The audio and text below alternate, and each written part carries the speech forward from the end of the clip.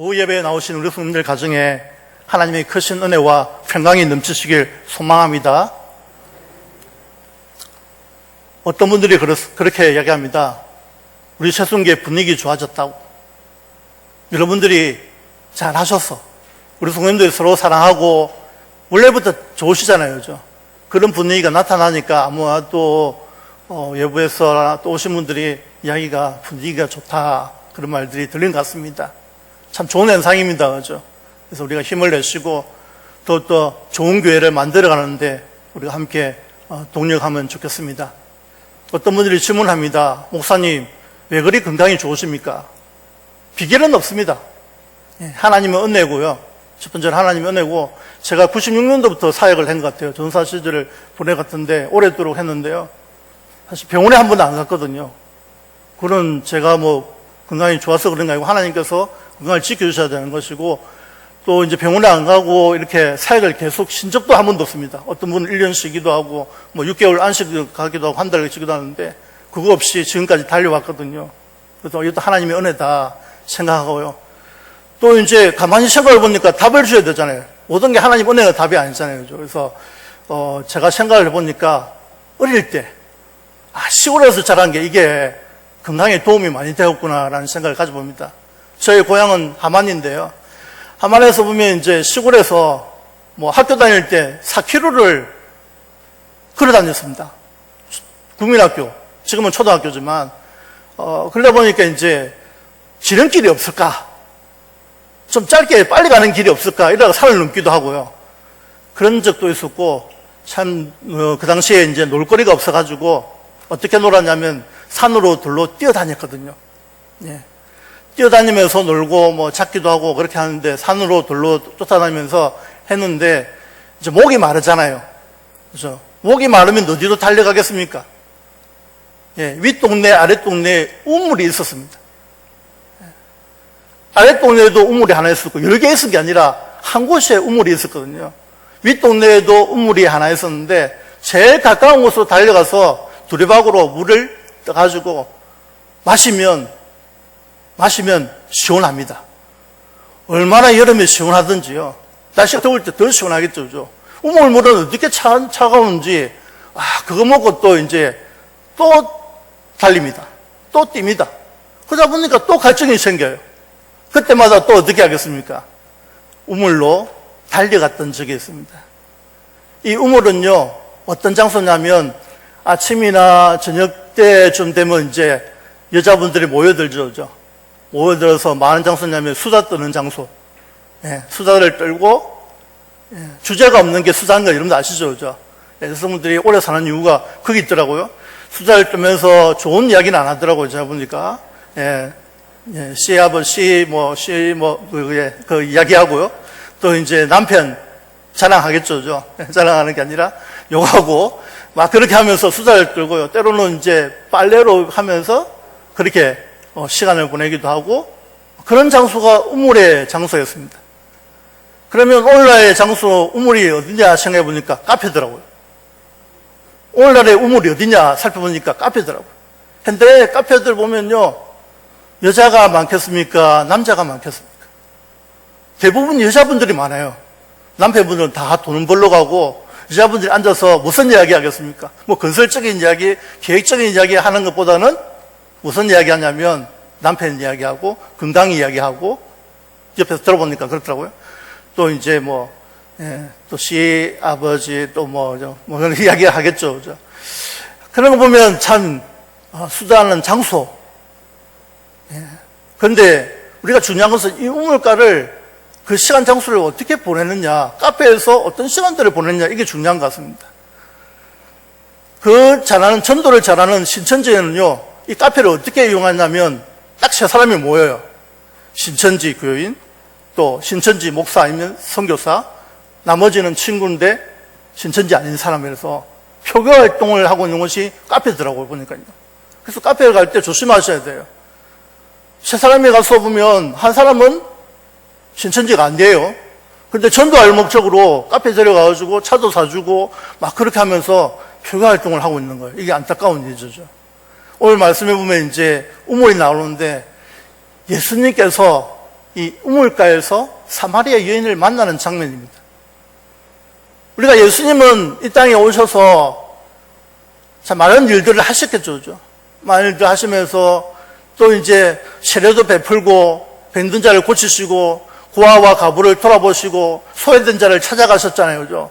그런데 이 바리새인은 예수님이 바리새인을 평가하실 때 딱 미선자라고 평가하잖아요. 시기와 질투가 많아가지고 예수님이 세례 많이 준다. 세례요한보다 세례 많이 준다. 막 그러니까 예수님께서 이제 유대에서 저 위에 있는 북쪽 갈릴리로 가셔야 되거든요. 그러면 유대는 예루살렘은 남쪽에 있는데 저 위에 있는 북쪽 갈릴리까지 가려면 사마리아가 중간에 있어요. 그 중부 지역에 사마리아라는 곳이 있습니다. 그 사마리아를 통과하든지 안 그러면 지중해 연안으로서 왼쪽에 있는 그 지중해를 타고 쭉 올라가든지 아니면 옆에 요단강을 건너가가지고 또 올라가든지 이렇게 좀 복잡하게 가야 되거든요. 근데 제일 좋은 방법은 유대에서 갈릴리 가려면은 가운데 직선 코스 쭉 사마리아를 통과해야 되는 그런 시점에서 예수님께서 이 갈릴리를 통과하시게 됩니다. 그런데 오늘 말씀에 보면 4절에 보면 사마리아를 통과해야 하겠는지라 이것은 사마리아를 통과하겠다는 그 하겠는지라는 것은 꼭 해야겠다는 그 강한 의지가 담고 있는 거예요. 어떤 일이 있어도 반드시 통과하겠다는 해야 되겠다는 그런 말씀이죠. 첫 번째로는 이제 그 길이 사마리아를 통과해야만이 가장 빨리 갈 수 있는 최단거리이기 때문에 그렇고요. 두 번째로는 하나님의 뜻이다라는 거죠.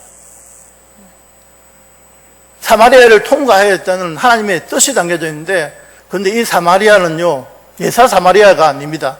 우리가 BC 722년에 아수르가 북이스라엘 멸망시켰잖아요. 그래서 이 사마리아에 뭐냐면, 사마리아 혼혈 정책을 펴가지고 이주민을 정착시키다 보니까 이방인들 들어와가지고 결혼을 해버리고 그러니까 혼혈 민족이 되어본 거예요. 그래서 이제 유대인의 관계와 이 유대인과 사마리아의 관계가 너무 안 좋은 거예요. 그 상종관계라는 것은 서로 원수시하는 그런 관계. 그런 관계까지 놓여있는 상황이거든요. 그런데 예수님이 유대인이잖아요. 들어가셨어요. 거기 또 사마리아에 들어가서 이제 우물가에 앉으셨는데 그 시간이 어떻게 되냐면 6시라 나와 있잖아요. 그죠? 이 시간 갖고 싸우는 사람들이 많은데 이해를 하면 되는 거예요. 어려운 게 아니에요.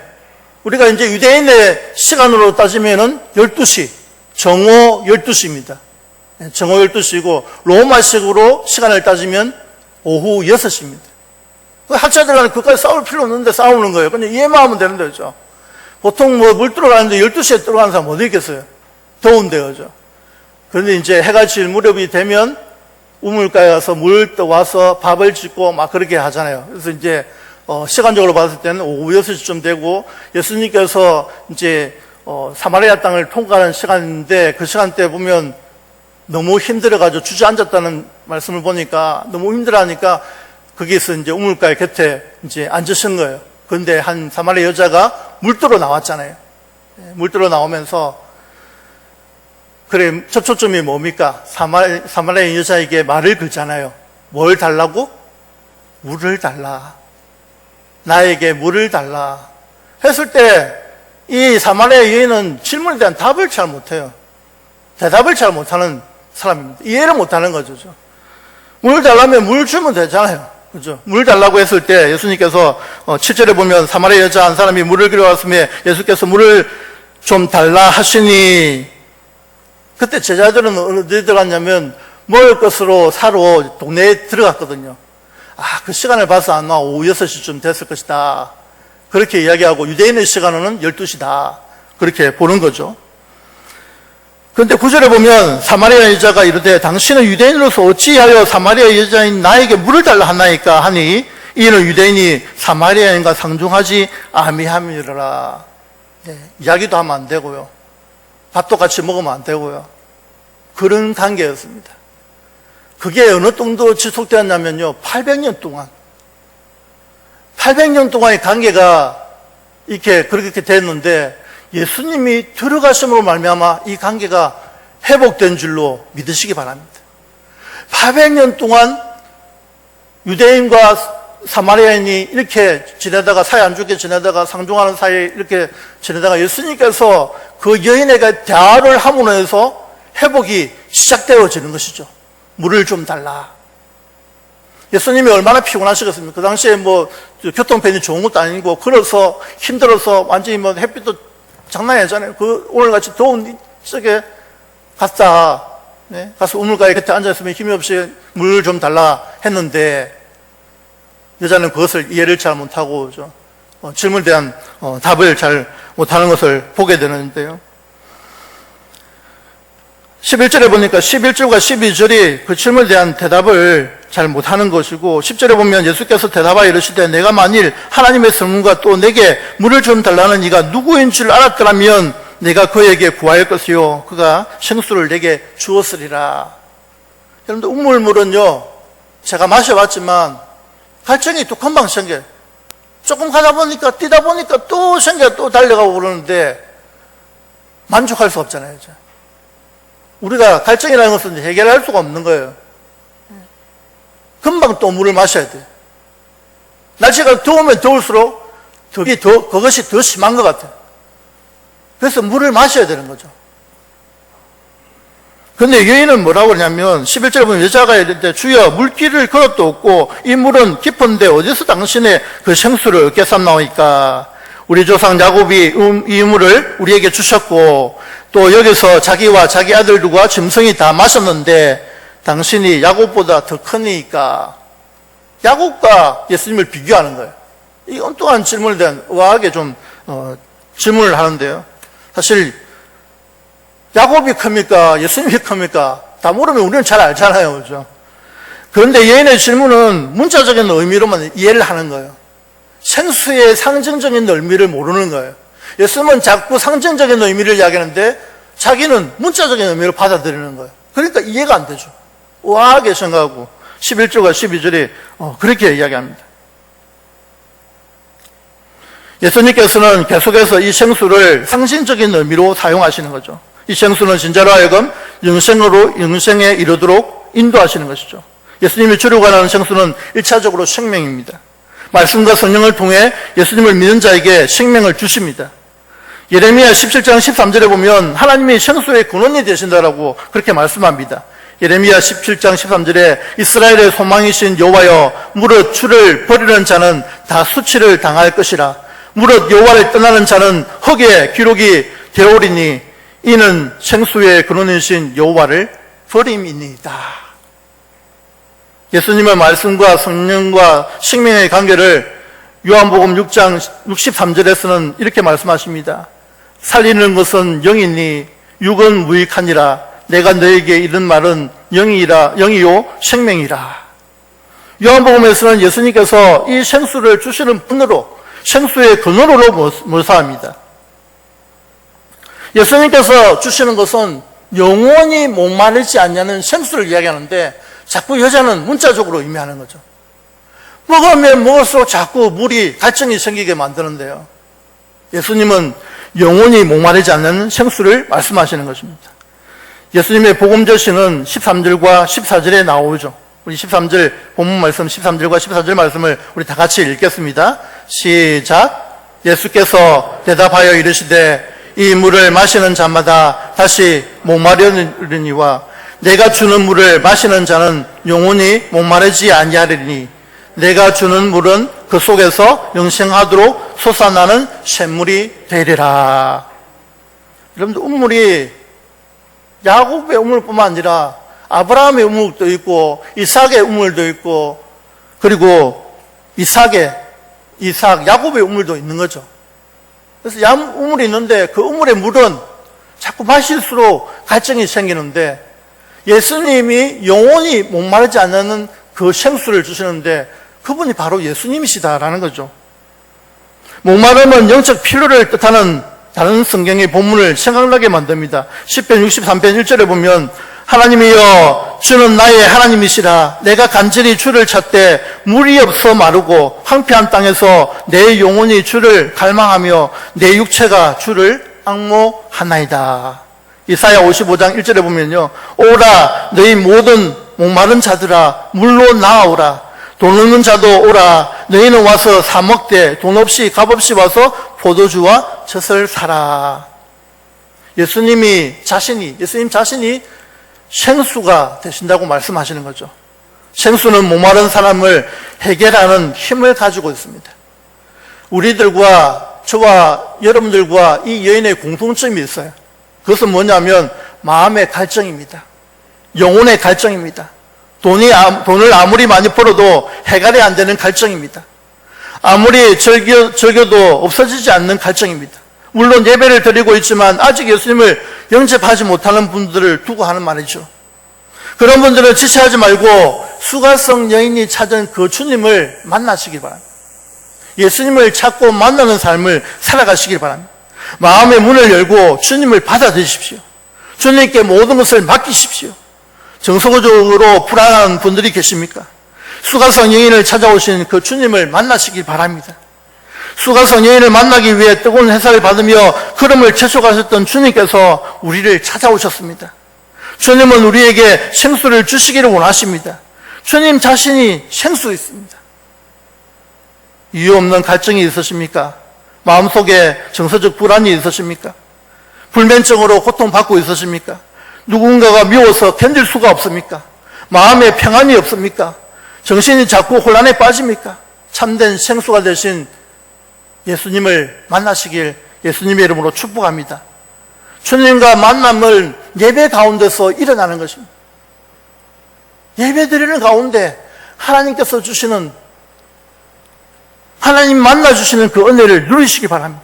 수가성 여인처럼 온전히 치유받는 은혜가 우리 속에 있기를 바랍니다.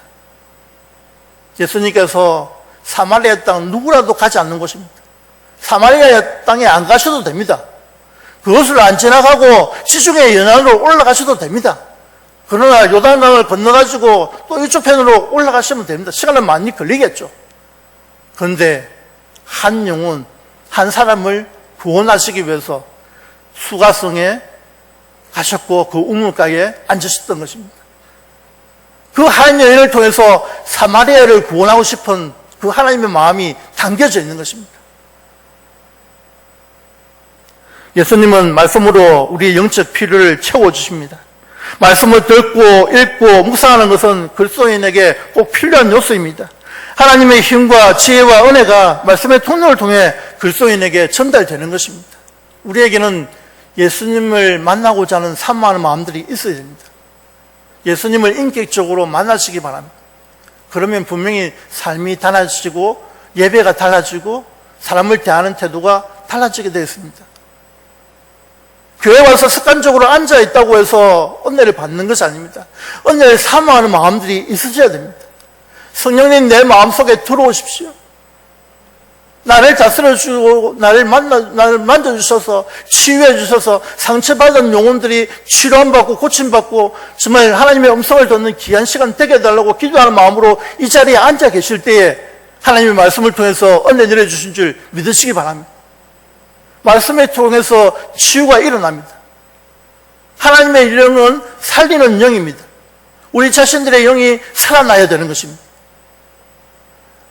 우리가 찬양할 때 춤추면서 마음껏 찬양하지 않습니까? 그게 살아나는 영이죠. 하나님의 자녀들만이 부를 수 있는 찬송이지 않습니까? 찬송 부를 때마다 힘이 생기고 찬양을 부를 때마다 기쁨으로 뜨겁게 손을 들고도 찬양하고 손뼉 치면서도 찬양하고 마음껏 찬양할 수 있는 이유가 그런 것이죠.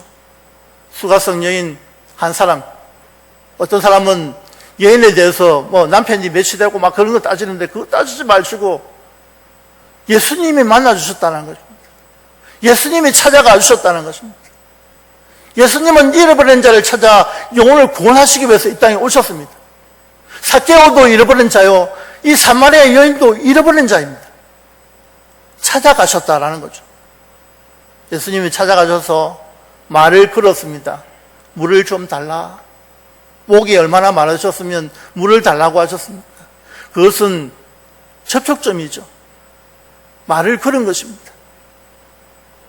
우리가 예수님과의 그 사마리아 여인에 대하는 첫 번째로는요, 생수에 대한 참된 생수가 무엇인지 가르쳐 주시기 위해서 대화를 나누었고요. 두 번째는 다음에 제가 설교할 기회가 있겠지만 참된 예배가 무엇인지 대화를 나눴거든요. 주제가 두 가지밖에 없어요. 그 두 가지의 주제를 가지고 나아갔던 것입니다.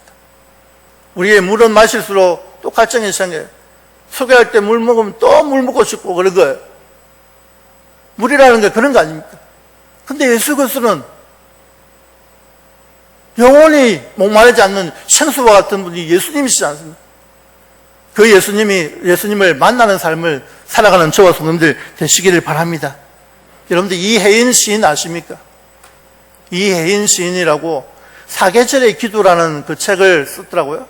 거기 보니까 제2장에 보면 묵상의 기도 부분에 보면 우물가의 사마리아 여인처럼이라는 시를 썼습니다.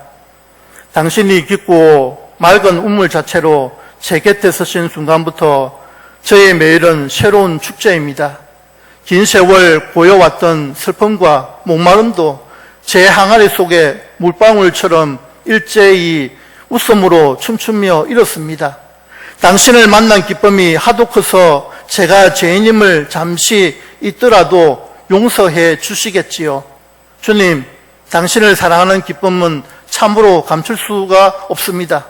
물동이를 버려두고 동네로 뛰어나간 우물가의 그 사마리아 여인처럼 저도 이제는 더 멀리 뛰어가게 하소서. 더 많은 이들을 당신께 데려오기 위하여 그리고 생명의 물 이야기를 하기 위하여. 와, 이게 감동이 되더라고요. 시를 읽었는데요, 참 은혜가 되는 시입니다.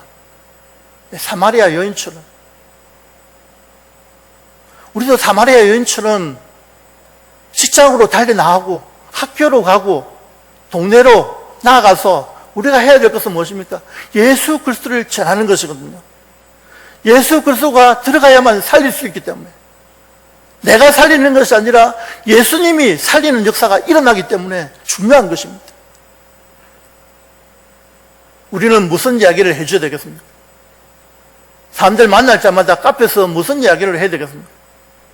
좀 예수 안 믿는 사람 데리고 와가지고 좀 예수님 이야기 좀 해주면 좋겠어요. 남편 이야기하고, 시아버지, 시어머니 이야기하고, 친정집뿐만 아니라 모든 가족들 이야기하는 것보다는 정말 예수님 이야기하면서 그 영혼이 살아나는 역사 경험하면 좋겠습니다. 상대방의 어려움과 아픔들을 들어주고 그곳에서 기도해주고 정말 예수님을 소개하는 장소가 되면 좋겠습니다. 우물가에서 많은 사람들이 모이는 장소이듯이 오늘날에는 카페가 좋은 장소지 않습니까? 주변에 카페가 얼마나 많이 생겼는지요. 도계동에 제가 처음 왔을 때는 카페가 없었는데 요즘은 한집걸로 카페입니다. 그래서 카페가 엄청나게 많은데 그곳에서 여자분들이 많이 모여 있습니다. 모여서 뭐 하시겠습니까? 예수님을 전합시다. 예수님을 사랑을 전하고 예수님을 소개할 때에 살아나는 역사가 일어날 것입니다. 복음을 전하는 장소로 사용하면 좋겠습니다. 예수님이 사마리아 여인에게 다가와서 그 여인 한 사람 때문에 사마리아 전체가 복음을 듣는 그런 놀라운 기적이 일어났거든요. 오늘날 우리 세수교회 성도님을 통해서 이 주변뿐만 아니라 이 창원시, 의창구를 비롯해서 모든 경상남도가 주님의 복음을 듣는다면 예수 믿지 않은 사람들이 회개하고 주님 앞에 도는 역사를 경험하게 될 것입니다. 우리만 건드려도, 우리 몸을 건드려도 우리 입에서는 예수가 나와야죠. 예수님, 예수님, 예수님이 나오는 그런 삶들을 살아가는 성도님들 되시기를 바랍니다. 사랑하는 성도님 여러분, 영적 목마름으로 허덕이는 그리스도인들은 제대로 그리스도인 다운 삶을 살 수가 없습니다. 예수님은 목마른 자에게 성령을 주심으로 우리로 하여금 성령 충만함을 삶을 살게 하십니다. 지금도 모든 분들에게 필요한 분은 예수님입니다. 참 생명을 주시는 분, 인생들의 목마름을 해결할 수 있는 영원한 생수가 바로 예수님이십니다. 그래서 그 예수님을 자랑하고 증거하는 삶을 살아가는 성도님들 되시기를 바랍니다. 하나님의 말씀과 성령의 역사를 통해 우리를 영생의 길로 인도하시는 그 예수님의 은혜와 능력을 받으시길 예수님의 이름으로 축복합니다. 그래서 우리 입에서 나와야 될 것은 예수 그리스도이십니다. 우리가 적어야 될 것은 예수 그리스도이십니다. 우리 주변의 사람들에게 알려줘야 될 것은 예수 그리스도입니다. 물은 마셔도 목마릅니다.